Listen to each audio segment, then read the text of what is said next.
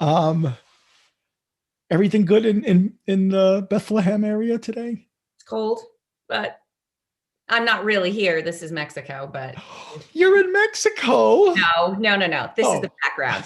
The background's in Mexico. I'm here. Yeah. okay. Just shutting down my YouTube channel because it shows that we're live. Jennifer Donchez, I have been looking for it. I just realized I've known you for about 3 years. I think I met you for the first time. No, it's longer than that. I think I it's think long. I met you at the New York Times Travel Show in 2017. It's about 4 years now that I've known you, but I don't think I've ever interviewed you over anything but the telephone. Ah, look at what the pandemic has done to us. Exactly. I'll put up with that. Yeah, made Zoom a thing. So for everybody who's watching, this is an individual who I've admired since I got to know her. And when I first met you, Jennifer, you were up on a dais with Lisa Sheldon and a group of Destination Wedding people. I had no idea who you were. And you had said a couple of things during the panel that really provoked business ideas in my head. And I think I called you very soon after you got back to Pennsylvania, after the show was over. And the thing that's the most powerful thing about you and why I'm so grateful to have a couple of minutes with you today is that I love how you don't let anything get in your way. And maybe Zika was part of the discussion on the panel. You kind of talked, I think, about how you had pivoted. And I think that's what made me go, oh, I got to talk to this person. Mm. So the reason why Jennifer is here today is because a wonderful colleague of ours, Crystal Eicher, who's runs her own travel agency, and she runs an organization or part owner of an organization that tries to help travel advisors succeed, had introduced to me a concept I'd never thought of, which is that, most of us grow up being told, don't frown, turn it upside down, be positive. And I think what happens, and I'm curious to hear Jennifer's opinion over the course of the next 50 minutes, is I think what happens over time, and what Crystal pointed out to me, is as you live your life, you start to build a story about who and what you are. And when crazy things like COVID come, depending upon what story you built, I think is a big part of how you deal with those situations. And that's this thing called the Stockdale paradox that Crystal introduced to me. So I'm going to give you a quick bio of Jennifer. I could probably read you a 20-minute bio and not get to half the things that she's won as awards, to the things that she's done in her life. I'm going to try to hit the highlights, and I'll try to do that in a story. So I think a lot of people, Jennifer, I didn't know this. You were born in Chile. You were a child when your family had to escape the Allende overthrow. Your father and your family had to totally rebuild your income in the United States. You had to kind of start in many ways from scratch. So you've got an interesting, beginnings to your life. You got your PR and communications major.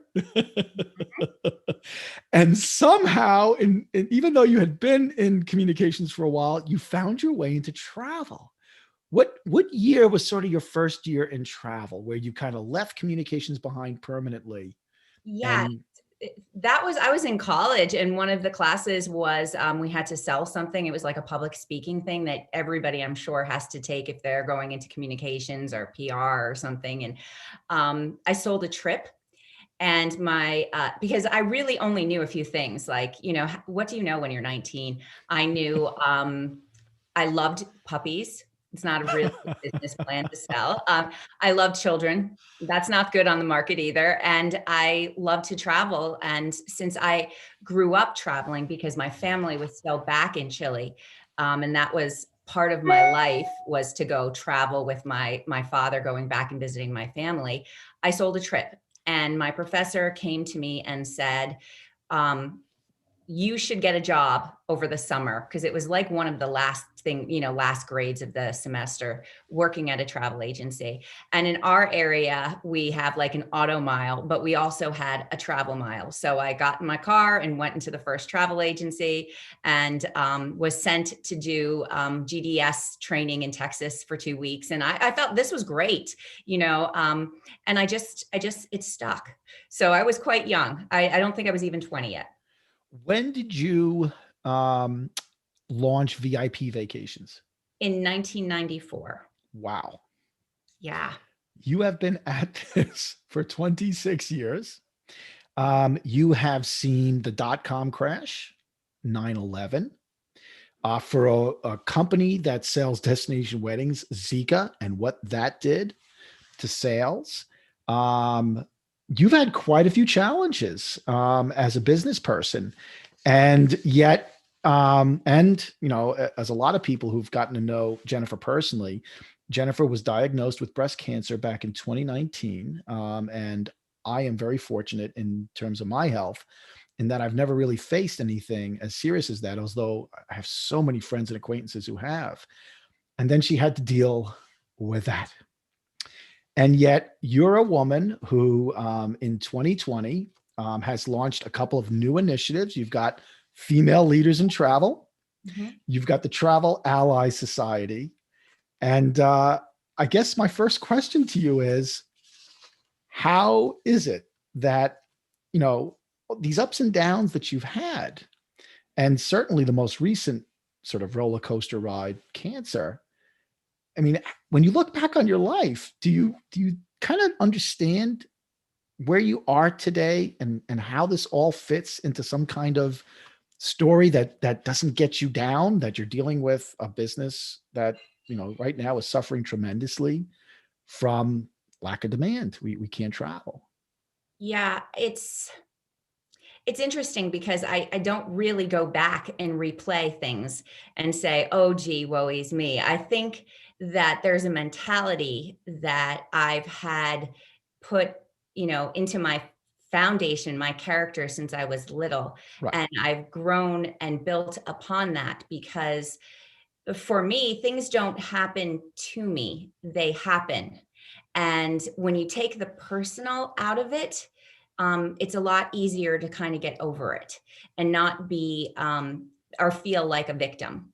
My father was very instrumental in his determination. And I would say that he kind of pushed me into the direction of optimism fueled by determination. And that that is a muscle, like any muscle you have when you go to a gym and you try to lift up 100 pounds and you can't do it. You have to kind of work at it and strengthen that muscle. And I think determination is one of those pillars of resiliency. But when you frame things that it's not happening to you, Right. you can get over it. And I look at, everybody has two doors when something happens.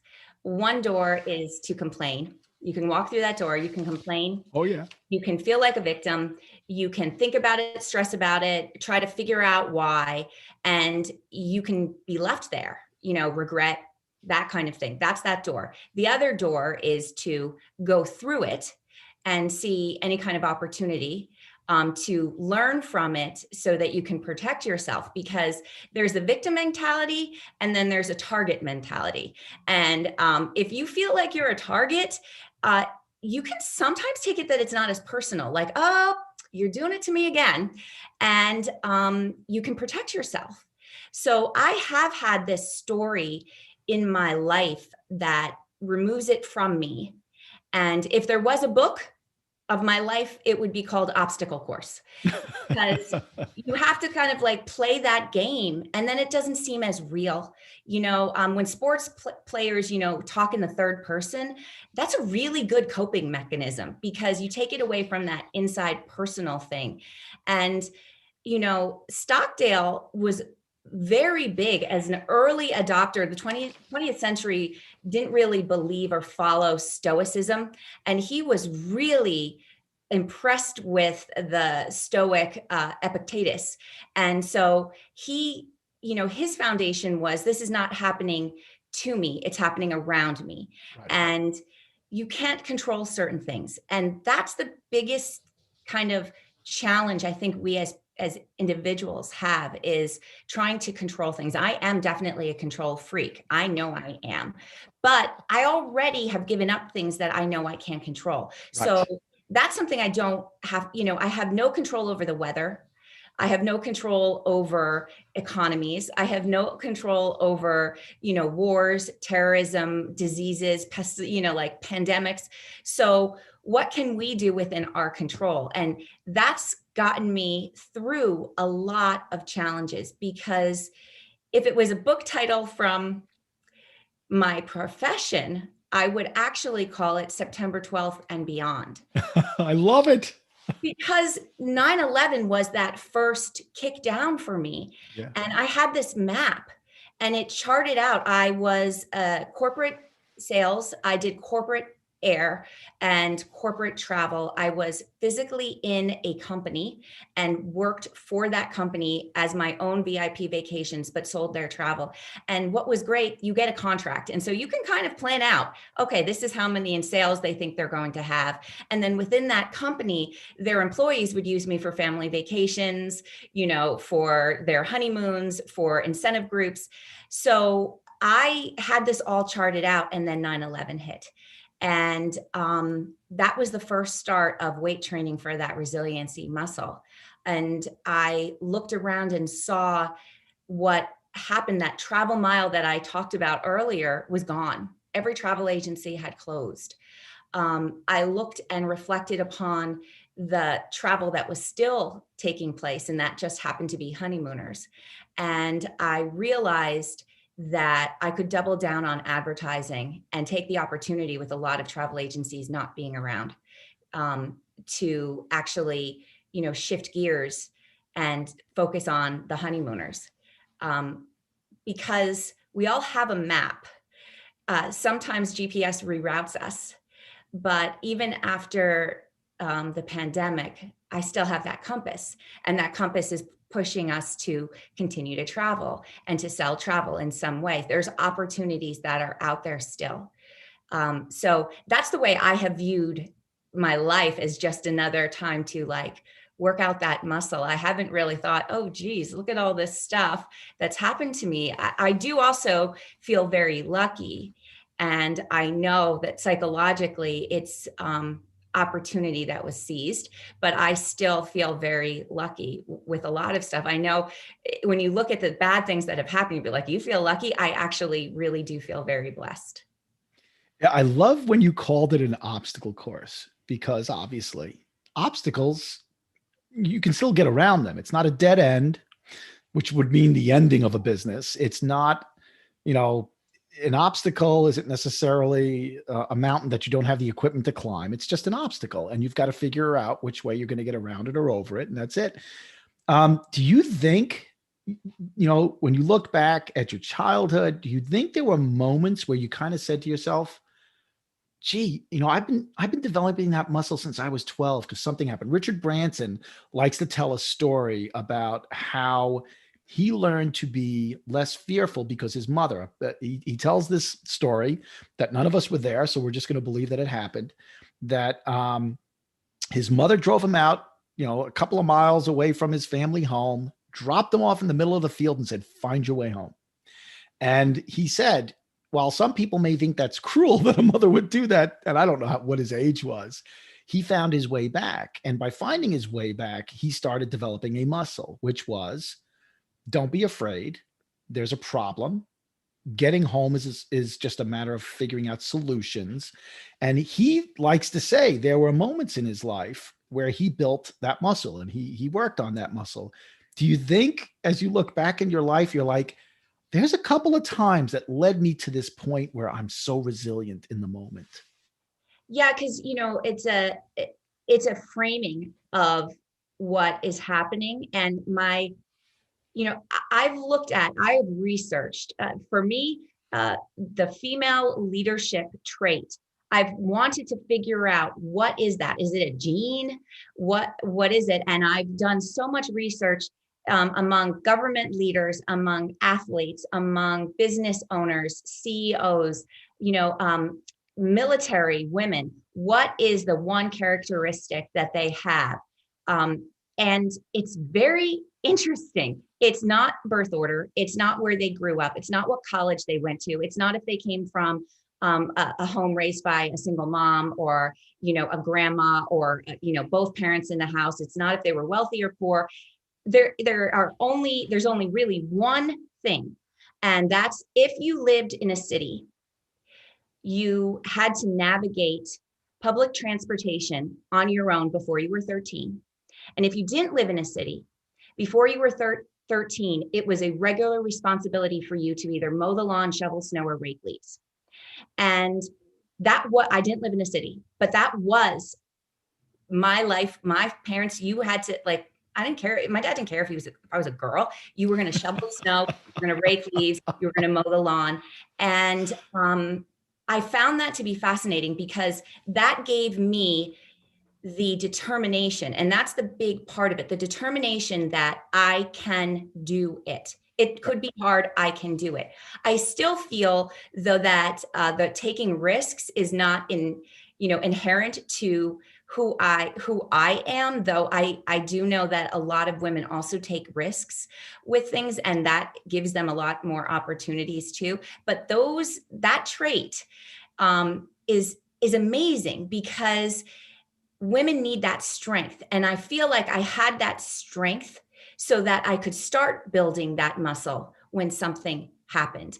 9/11, I was a single mom with 3 children. Then the business, the ups and downs, the flows of a recession, Zika, the DR crisis 2 years ago. Gosh, Oh, yeah. for the DR crisis versus Yeah. what we're going through now. Tainted alcohol in Mexico, employee issues. There are so many things that you can just say, but that muscle was constantly working out. And then when it came to breast cancer, I think that affected me personally, different from the other kind of setbacks that happened professionally, because it opened my eyes to not only, hey, I'm not going to be strong enough for the rest of my life, but it sounds morbid. It really does. I kind of wrote a eulogy. And just like businesses have KPIs, I believe a eulogy has what I call key purpose indicators. And I started to circle those things. And I was shocked that I didn't mention how many countries I'd been to. I didn't mention the awards that I won. What did you mention? I mentioned, leaving my business to my children. I mentioned founding the Female Leaders in Travel Conclave and the Travel Allies Society. I mentioned the lifelong friendships I've had with people, my adoring husband. I mentioned how important it was to experience travel. And so, that just woke me up, and I said, listen, no matter what, this is before the pandemic, travel is so essential. And having leaders that can evolve this industry to handle the crises that come is so important. I want my children, and if I have grandchildren, to be able to experience family vacations. And I loved the relationships that I built with those female leaders. So as driven as I was in my company with the goals of different awards and dollars in sales revenue, I became a little bit more purposeful in giving and helping and guiding other women in our industry. So that muscle changed with, I think, you getting older and muscles hurting, and you can't always just drive business, but the purpose came through a little bit I clearer. love your analogy, because I went through some rough times in my own life, and I have a very dear friend of mine in the travel industry. He lives on the West Coast. And one day I was on the cell phone and I was talking to him, and I don't know where I was, but I was telling him how down I was. And it was mostly about work. As a father of children, my ex-wife wanted to be a stay-at-home mom. So I was the principal income, and I was challenging all of these belief systems I had about myself and my self-worth. And one of the big knockdowns for me was that I had yet to be promoted to vice president at American Express. And so I'm on the phone with Gary, and he says, Rich, do yourself a favor. He said, is there a cemetery somewhere nearby your house? And I said, yeah, of course. He said, go walk through the cemetery and see how many headstones say devoted vice president, you know, top salesperson. He said, go take a look and ask yourself why you should be down if you're still pursuing all the purposes, what you just said, well, the purposes that make your life of value to yourself. And maybe that'll help reorient where you're coming from. That is such an eloquent way of putting it, Jennifer, that think of your life and what are people going to say about you? And what was the purpose behind your life? I think that's it. Honestly, for anybody who's starting their own business, if you can say my purpose is and make it one word, then you've got your brand right there. You've got that mission. You've got that vision statement. My purpose is, and if it's to be, then that's one thing too. You can add that, but just one word. And when you can put that in and find that word, you can drive. You can drive knowing that you're fulfilling that purpose for your business, for your life. I often, I have a young team, and they're all millennials, but they've been with me for years. I sometimes have to blink that my office manager, who started when she was like 20 with me, is in her early 30s. So she's still a millennial though. But when they are down, because this is their first story in their own journey. I was the old lady talking like my grandpa would about, the wars. I was talking about 9/11 and the trenches. And so now they have their own story that they're going to be able to share, but they might not have had that muscle to work. So I've been able to kind of see how they handle this and help them find, what their purpose is. And that purpose doesn't mean like for their whole life. We're talking within the company. What do you find purpose and value in what you're doing? And they have to, don't tell me now, you have to think about it. And if you can start to come up with some adjectives and then we can kind of put it in. You don't need to be doing that 24/7, but you need to have a little bit of it during the day, enough to like fuel you, give you that bump. And I think that that's real important when we're dealing with crisis, is to reflect back on the purpose and not just be like, well, I should be happy I'm alive. Yeah, that gets you through a little bit, but to really be fueled, you need to have that bump of something that is driving you. And then that muscle of resiliency, of tenacity, of determination can start to like show, because you have to know where you're going, right? You have that compass, but you have to know where you're going. And that purpose is the first starting point in that journey. And, if it's success, that's cool. Just then you have to narrow it down to be like, what is success to you? What is it? Because I can remember pre 9/11, like I'm sounding like the old lady, having $3 million in an air contract before we had caps on commission. I was doing really well. And now I look at my life with a team and with salaries, and, success is not getting back to what my paycheck is either. From, if I compare it, there's a lot of other, highlights that make it purposeful. So sometimes it's not about the money. And I do think that finding purpose is key. When you were thinking through that eulogy, it's so weird to say that word. When you were thinking that through, and looking at it now in your mental mind, do you see places in this narrative of your life where you're like, that purpose has always been there, and it popped up here and it popped up here, and that's that muscle that I've been working a muscle because of that purpose? Yeah. I was a freshman in college and I came home with a grade, and I showed my father because I was quite proud of myself. I was a freshman among a bunch of juniors and seniors. And it was the first experience I had of getting something graded on a curve, and I got the highest grade. and I got an A, and I showed my dad. And my dad said, no, that says 72. And I said, it was on a curve. And I was trying to explain that to him. And he said, that's terrible. And so, how did that feel when your father told you? It's terrible. this is a man who was a self-made man when he got here, and he never, ever backed down. So, and I definitely had daddy issues. So I was like, Dad, you don't understand. But what that excellence, that was a key part in the eulogy, having an award-winning agency, but it was striving for excellence. And that is definitely something that has been like interwoven in my life, in whatever I do. I'm sometimes surprised that other people are surprised at how amazing things look, you're setting yourself down for failure if this is impressive to you, because this is what it's supposed to be.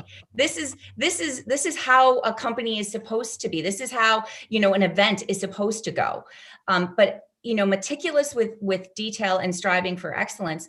And I think that is also part of the fuel that helps me, keep moving along. I'm not a perfectionist. You should see the drawers of clothing and, so that's not folded well. No, but I definitely think that doing your best also means like not giving up. Yeah. And I think a lot of society is like, it's done. And I often say, is it done really well? So that part of the eulogy was definitely there. And also, I think achieving, striving, determined, those words are words like, how do you describe yourself? I love reading, and I became aware of the hero's journey. I was going to ask you about that. You didn't tell me you were going to ask me about that. I know. I was keeping it to myself. But the hero's journey is,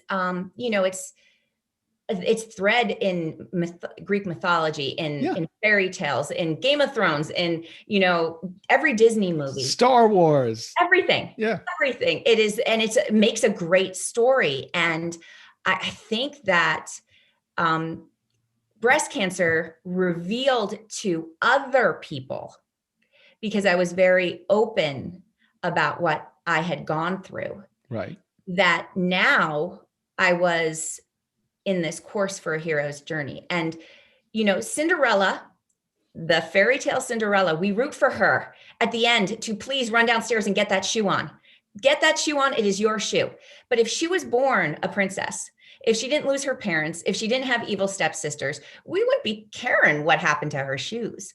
So my hero's journey became more evident to people around. In my mind, I was always doing that, overcoming another battle, going through that, running through that obstacle course. But like the iceberg, where you don't see the thousands of years of work and everything, you only see the tip of it. Right. I think that breast cancer made it aware to other people that this is not this blonde 5'10" girl wearing pink that has a great brand that wins a lot of awards. This is somebody that actually has had to have some battles. And they were only aware of the breast cancer battle. They didn't really know the other stuff that had gone through, but it made me more human to other people and more relatable. And I was always very proud to share success on Facebook. That's what social media does. It allows us to congratulate, but also share. And I thought I was doing the right thing for my company. Like, look at us, we just won another award. Thank you, clients. But, I've met a lot of people that have bragged and have shared, what their accolades are. And I can't remember being really close friends with them, but I am much closer with people that have shared their struggles and become close with them that way. So I can understand the correlation between the hero's journey, because you come empty and people fill you up. And that's what I've learned. Do you think before you shared your breast cancer journey, how powerful was the hero's journey in your mind and your heart? Were you already in that space? You just hadn't shared it with us but you were kind of living it as your narrative, and it was part of the way that you were going. I don't have to be afraid of Zika because I'm on a hero's journey. I don't have to be afraid of the financial recession because I'm on a hero's journey. Were you living like that before you kind of opened up? Yeah, I hate complainers. So I was not about to complain about that. I didn't know it was called the hero's journey. I didn't know that, but I also um, I don't like to talk negative. I think that that's, I don't like to talk negative in general. And so once you say it out loud and you start sharing all of this stuff, then you're just reliving it again. So I was much more that, optimistic, I'm going to get over it. And I didn't know what it was called. The way that people reacted afterwards made me understand more about vulnerability than being weak. Mm-hmm. So that was a lesson that I didn't think part of the hero's journey was about being vulnerable. And it is. Have you ever been surprised to learn the hero's journey of somebody who you thought you knew, and then they did what you did, and you were like, "Oh my goodness, I didn't know that." Have you ever had that experience? Absolutely. Absolutely. It makes people so much more relatable. And very similarly, a lot of people don't share because they're worried that they're also, it's the same mentality, becoming a complainer. Or they, for women, a lot of times we just expect other people to notice, but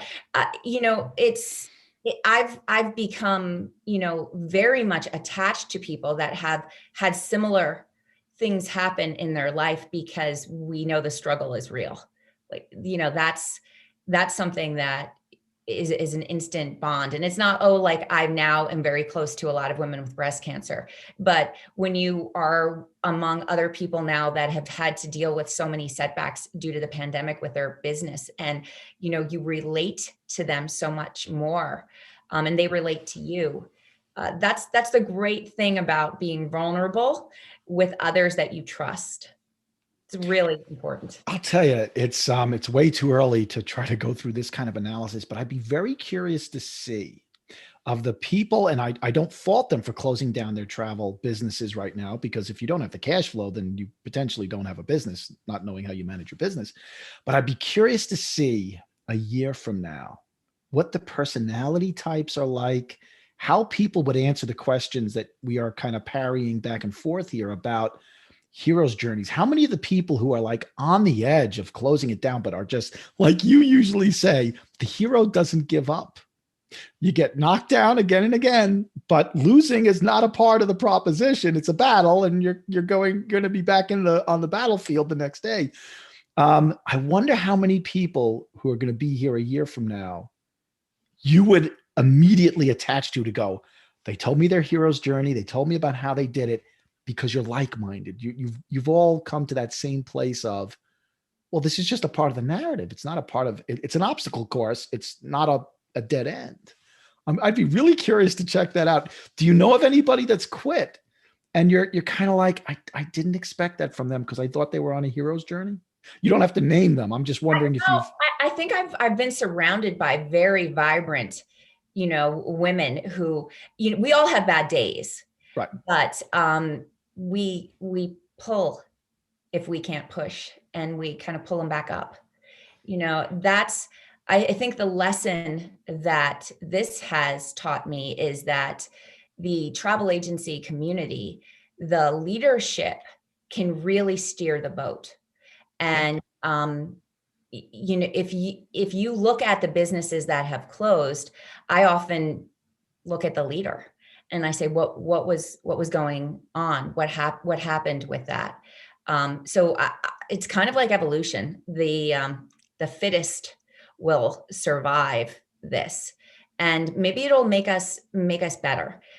I think I'm better now than I was pre 9/11. So that's where we have that growth mindset to how can we even become more, more than what we were. And there's a thing that says, if everybody thinks they're doing it 100%, there's no room for growth. Right. So I believe there's a lot of growth. I've posed it to a lot of leaders and my team. If you could go back a year, March of 2020, you found out, you go way back. You found this magic time machine, and you end up in March of 2019. You have 1 year. What do you do differently? Because you're not going to be able to stop the pandemic.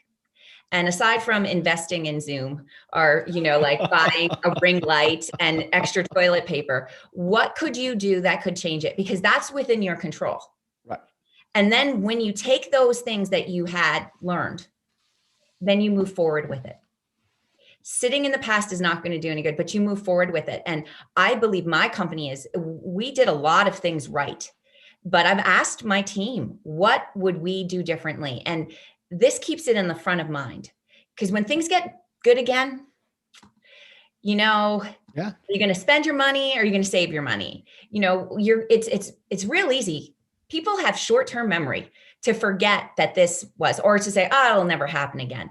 I was having PTSD for 5 or 6 years after 9/11. Like that was like, so that prepared me, but because it was in front of mind. So I don't want to relive the past, but we can't keep doing the same mistakes. And if that means you learned the hard way that a vendor did something, or you learned a good way that a vendor protected your commission, or you say, my invoices need to be tighter, my terms and conditions needed to be worked out, I needed to have a merchant account and collect funds in so that I could charge fees, for my services. There's a lot of lessons that we should take from this, but still go through the door of opportunity and growth with that in mind. That I think is key for us to move forward. And then a year from now, let's see not just who's not around, but how much better we are. That's the pulse check that I want to see. How much better are we all? Because I think consumers are going to turn to advisors more. So I'd like to believe so, and I'm getting solid indications of it. I just did a sales training for a vendor, a client of mine, last Thursday, and one of the things that I included was something I saw in a story that Jamie Biasetta wrote for Travel Weekly. Travel leaders did a keyword search of, I think it was like 12,000 people who were, I think it's going through their agent profiler tool. So they're looking for a travel advisor, and they're communicating through a messaging system. And those words were captured into a big database. And then this algorithm goes and figures out what words were used the most often.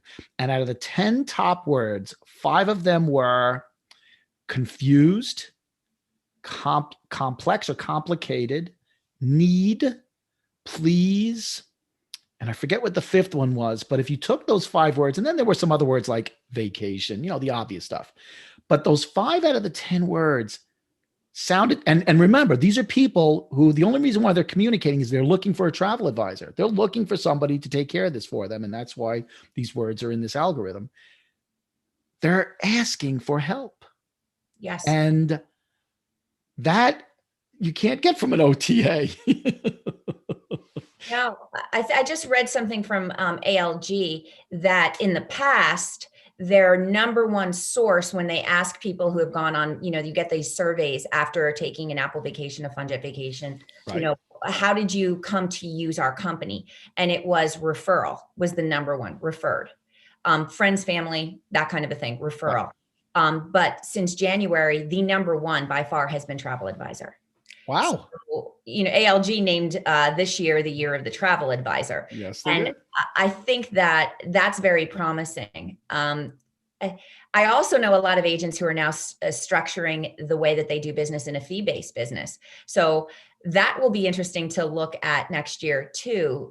How many of travel agents polled prior to this pandemic charged planning fees, booking fees, service fees, cancel fees to after the pandemic. I am still amazed that consumers have no idea how we get paid. Yes. That amazes me. So, and I don't like to share with, consumers when a client, when they come in, how are you getting paid? That doesn't usually come up. But during the pandemic, we were talking about it with our clients. And I think maybe the transparency will come out a little bit more as we move move through this. But I think consumers are ready for it too. They're ready for it. So, where does female leaders in travel fit into this lifelong narrative? How do those chapters get written, and how does that fit into the whole novel of your life? So I will be quite frank with you. Everybody wants to win an award. They all are like, oh, you win an award. That's great. They feel good about themselves. And if you're motivated by the recognition, that's also, something that can fuel that. But when you do start to win awards, you become the first target that other people look at. And I never really felt comfortable going to events. I also noticed there was a scarcity mindset when I was asked to be on advisory boards. Women weren't as inclusive.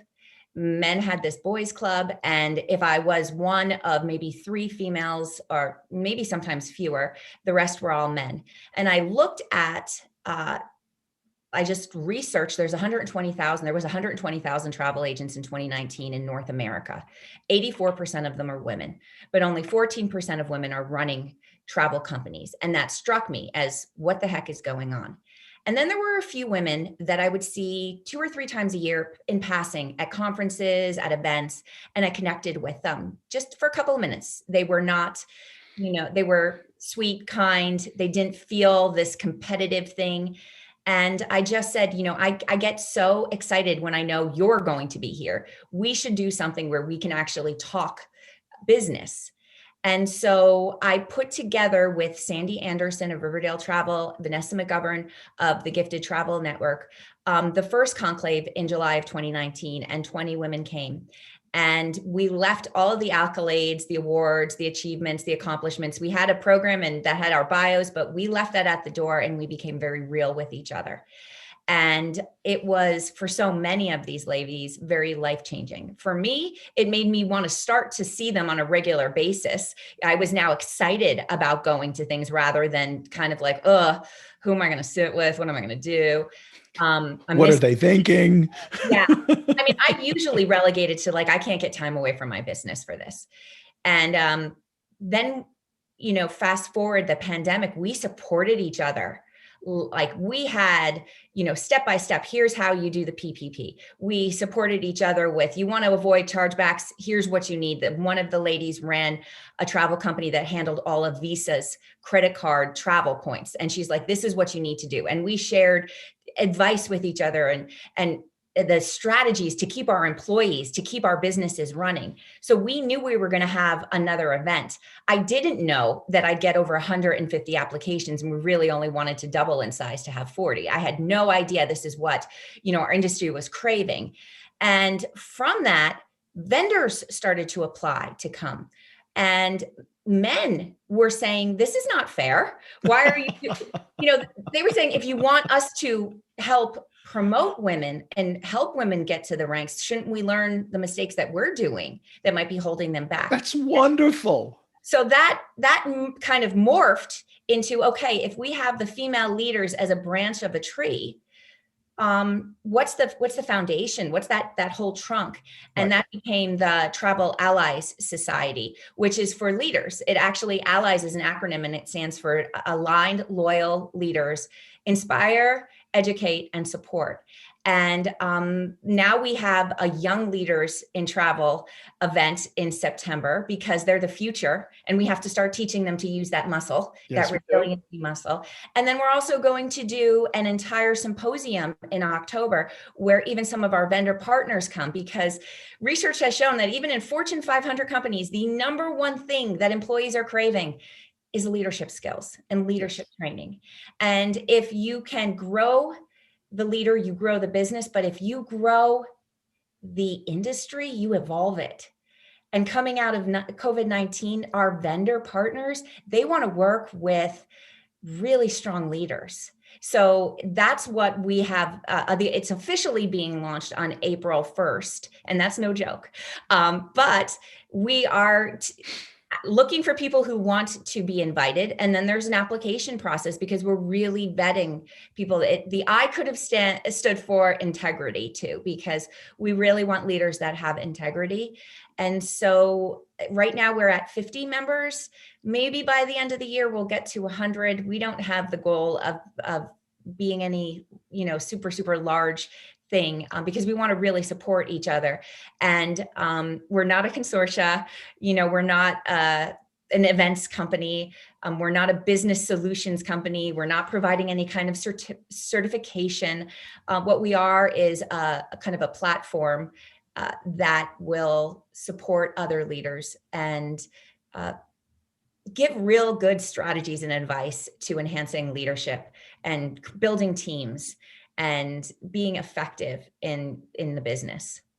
I mean, I don't mean to be overly negative or critical, but I'll tell you, at the beginning of the pandemic, if I was to tell you the one thing that really bothered me from about end of March, when we started settling into understanding what we were dealing with here, we were getting some of the cruise ships were coming back, we were solving some of those problems, and we were starting to look at the future. One of the things that bothered me was I felt like there was a void of leadership in the travel industry. I felt like all of the vendors, the suppliers, they all kind of retreated inside their boardrooms and were scrambling for personal survival. And I don't hold that against them, because if you're the chairman of a board or you're the president and CEO of a company, you're legally bound to driving the success of your company. But what I thought was missing was that, well, your company isn't going to survive if the whole industry doesn't.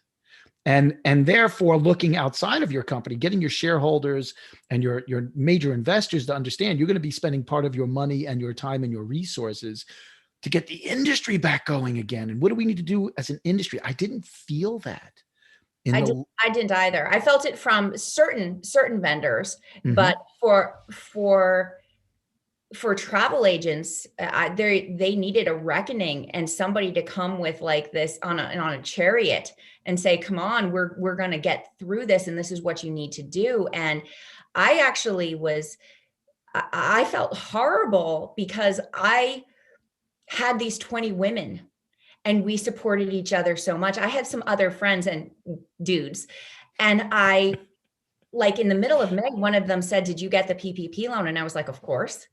And then I was like, "Oh my gosh, I didn't even share the things that I had taken from the female leaders." It was almost like I was in that circle. And I said, we need something bigger than that. And I know ASTA is incredible, but not every agent is a part of ASTA. And when you're bombarded with emails left and right about hotel closures and this, sometimes that goes through the cracks. But we have a private Facebook group. We also have like a portal on a website with communications. And we have a WhatsApp group too, where we, are able to support each other, but that seemed a little bit more personal. And so I was tasked with, how do we get to like everybody to understand what they need to do? Because around me, like 9/11, travel agencies were closing their door. And like 9/11, I had learned to save. So that was great. But I also learned after 9/11 that advertising from a bunch of other agencies that were around, they were just kind of hanging on by their nails, that they didn't advertise. So in the fall, we always have a billboard and it runs for a year. But in November, as I started to see a glimmer of light at the end of the tunnel, we doubled down and we put up 2 billboards. And I know people be like, "You spend that money on that?" Right, because it's going to last for a year. And this is, if there's a beginning, middle, and an end, I had seen that we were at the beginning of the end. I Well, actually think we're at the middle of the end right now. I I really, tend to agree with I you. really do. I I mean, the one thing I'm waiting for, I'm actually talking to Chuck Thaxton at ARC tomorrow. He's an economist for ARC, and he and I regularly get together to talk about what are they seeing in terms of airline transactions. Because as much as we all love, booking certain things, airline transactions in leisure mean somebody's going to Europe, to the Caribbean, to Mexico. It's a proxy to some regard. And if you look at their numbers right now, there's a lot of encouragement from the fact that you would have thought the consumer would be even a lot more miserable about taking a vacation than they are now, but not so much. What I love about hearing you say what you did in November is you bought a 12-month contract for that billboard. For You the bought second one. Yeah. two. Mm-hmm. And what 12 months says is, as you're writing your narrative, you're saying, I'm going to be here in November, December next year. It's not, I'm worried about getting through next year. You've already written the story before it's written. And you're saying, no, I am going to be here. And that's why I'm buying that billboard, because I'm going to need that exposure in October. I love that because it's this whole Stockdale complex. You're saying, nah, this is just a part of my narrative right now. It's and the funny thing is, when we did that, we knew that a lot of like retail storefronts had closed down, and so crafting the message was real important, because in November, this was done right after Thanksgiving, the contract for the billboards, and November 20th, our governor in Pennsylvania said, if you leave the state, not travel to Mexico, but if you leave the state, you have a 14-day quarantine. Right. So we were still like, who are we crazy? We're putting up another billboard. But our message was, the Caribbean is open and so are we. Right. And I wanted the subtleness of, we're here. Our company is here and it's still around. I remember the hurdle in the mid 2000s, are travel agents still here? So, back to the 9/11, I did not want to come out of this pandemic and now have to educate people that we're still around and relevant. I wanted it to be in their face. And by the way, I negotiated a very good deal. I would imagine you did. Yeah. So there's opportunity there. It Right. was a lot less for two billboards than it would have been for two billboards the year before. So the way you phrase it and frame it is the way you can move through anything. And I don't know if it's a Yogi Berra or if it's some other, philosopher. Yogi Berra cracks me up, but to say the only way out is through. Yes. And that's what we have to do it. And we can decide to build character like a hero through it all, or we can be weak. We're still only going to get out when it's the end. You have said, you like the quote, the choice does not belong to fate. It belongs to you. Yes. It's, and it took me a long while. I was bitter the first time I heard something like that. What do you mean stuff doesn't happen to you? And I don't know if it was in the early 2000s or what was going on in my life. But over time, especially over the last 7 to 10 years, because I've gone through some challenges, because I've been forced to go through challenges, it's always been, this is where you are. The next choice is up to you. It's completely up to you. You can choose to do this or whatever else, but no matter what, if you choose something, and if you choose to do nothing, that was still your choice. That's still your choice. Yeah. What happens is outside of your control. How you react to what is happening is within your control. And that's, again, another Stoic principle. How you take that and what you do with that is within your control. The pandemic didn't come to travel agents and say, haha, I'm going to mess with your life. It happened in the world. So when you say it happened to you, no, it happened to the world. That makes it a lot easier to get over. Yeah. When you say, oh my gosh, selfishness first starts when you're only thinking about yourself. Right. So, if you take it away and say, no, this is happening around us, not to me, it's a very different philosophy. And I try to look back at, the hardest point that I might have had in middle school. A teacher gave me a grade or funny or, that was bad, or I had an argument with a kid. That at that moment was the worst thing possible in my life. Right. And that's now been relegated to one small sentence as we're talking. Right. What is this going to be? And that narrative is only up to you. So, 9/11 took up a lot more, because that would have been a couple of chapters, because yes, it was. But more so, not the actual event, but what came from it. Right. So, it's that story, and it's that story we share and how we're going to share it and who we are, what character we become. Are we the antagonist? Are we the protagonist? Are we the villain? Are we the heroine? I think that makes it so much better. Live that imaginary movie in your head or your novel, and it will help you get through that. I promise you. I know it. It's worked for me. It's worked for a lot of people. I can't think of a better way to wrap this up. You have written the final chapter of Just Right Now. Yeah. But that was so well put. And I just want to thank you. I never knew so much about you. I kind of saw you at a superficial level for all these years. And I really consider it a gift the last 60 minutes to get to hear you articulate this, because I see such a deeper person now. And I really appreciate your taking that time. Thank you. Thank you for having me on. It was a great conversation. I will be, downloading this and cutting up snippets of it. In case you want to come on over to the Travel Business Mastermind Compelling Story page, the group that we have, because you've got so many great nuggets in the middle of all of this, and I definitely want people who weren't able to be on here today, who may not sit through a whole 60 minutes, to learn this magical story that you've crafted. It's wonderful, and I really do. I mean it. I'm very appreciative that you spent this time with me today. Thank you. Thank you for having me on. And the And if best of luck. anybody wants to be a part of Travel Allies Society, it's Where do they go? allies.travel, and contact us because Yep.